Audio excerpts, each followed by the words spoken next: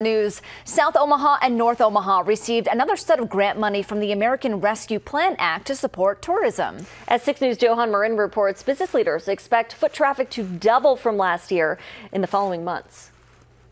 As South and North Omaha grow, we see more visitors, shoppers, and businesses filling the streets of the communities.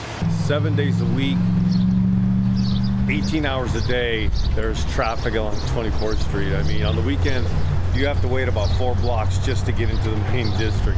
In South Omaha, Marcos Mora with the Latino Business District tells us he and other leaders are working to address the traffic flow while bringing more people in.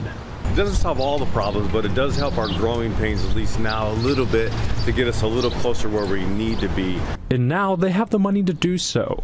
The funds are supposed to improve South 24th Street's parking and increase more security, just in time for upcoming events. This is a positive win for Omaha and South and North Omaha because it helps North Omaha do some cool things that maybe they didn't have funding for.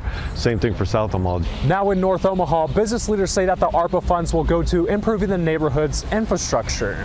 We're going to use the money to continue to market to people outside of the community so we can bring them in to showcase the businesses, the culture.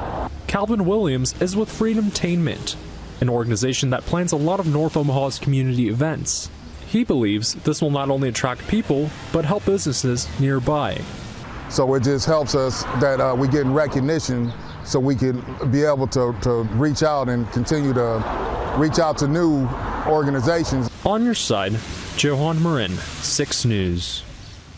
So how much money are we talking about? North and South Omaha are receiving a combined $350,000 in ARPA funds.